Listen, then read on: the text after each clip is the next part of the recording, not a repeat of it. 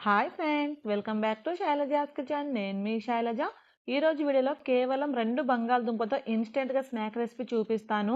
పిల్లలైతే చాలా ఇష్టంగా తింటారండి. అలాగే చేసుకోవడం కూడా పెద్దగా టైం అయితే పట్టదు. జస్ట్ 10 మినిట్స్లో ప్రిపేర్ చేసుకోవచ్చు. ఇంగ్రీడియంట్స్ కూడా పెద్దగా ఏం పట్టవండి. కేవలం 3 ఇంగ్రీడియంట్స్తోని ఈ స్నాక్ ప్రిపేర్ చేసుకోవచ్చు. ఎలా ప్రిపేర్ చేసుకోవాలో వీడియోలోకి వెళ్ళి చూసేయండి. ముందు వెడల్పాటి మిక్సింగ్ బౌల్ తీసుకొని ఇందులోకి ఉడికించి పెట్టుకున్న 2 బంగాళదుంప తీసుకోండి. ఈ బంగాళదుంపని నేను ముందుగానే ఇలా పైన ఉన్న పొట్టు ఫీలప్ చేసేసి ఇలా బాగా ఉడకబెట్టుకున్నానండి. ఇలా ఉడకబెట్టుకున్న ఈ బంగాళదుంపని మనం చేతితో అయినా స్పూన్తో అయినా బాగా మ్యాష్ చేసుకోవాలి. ఇక్కడ చూసారు కదా, ఇలా మెత్తగా ఎక్కడ ఉండలనేది లేకుండా బాగా మ్యాష్ చేసుకున్న తర్వాత ఇందులోకి రుచికి సరిపడా ఉప్పు వేసుకోండి. ఉప్పు ఎక్కువగా పట్టదండి, కొంచెం పావు టీ స్పూన్ వరకు సరిపోతుంది, చూసి వేసుకోండి. ఒక పావు టీ స్పూన్ కారం కూడా వేసుకోండి.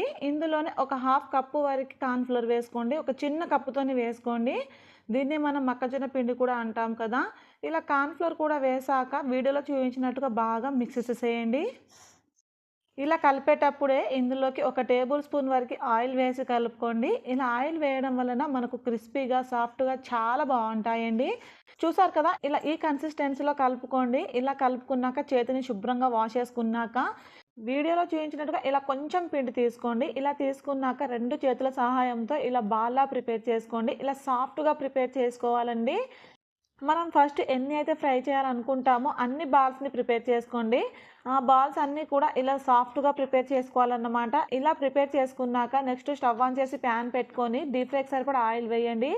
ఆయిల్ నార్మల్‌గా హీట్ అయిన తర్వాత ఇవి వేసేటప్పుడు మంట లో ఫ్లేమ్‌లో పెట్టి ఇవన్నిట్లని వేసుకోండి. ఇలా ఆయిల్‌లో సరిపడా వేసుకున్న తర్వాత మంట మీడియం ఫ్లేమ్‌లో పెట్టేసుకొని వీటిలని ఫ్రై చేసుకోవాలి. అలానే ఇవి వెయ్యగానే తిప్పకూడదండి. ఒకవైపు మంచిగా ఫ్రై అయ్యి పైకి తేలుతాయి కదా, సో అప్పుడు రెండొక వైపు తిప్పేసుకొని ఫ్రై చేసుకోవాలి. ఇలా అటు ఇటు తిప్పుకుంటూ ఇవి మంచిగా గోల్డెన్ బ్రౌన్ కలర్‌లోకి వచ్చే వరకు ఫ్రై చేసుకోండి. బంగాళదుంపతో మనం ప్రిపేర్ చేస్తున్నాం కదా, త్వరగానే ఫ్రై అయిపోతాయి. చూసారు కదండీ, ఇలా బాగా ఫ్రై అయిన తర్వాత వీటిని ఆయిల్‌లో నుంచి సెపరేట్ చేయండి.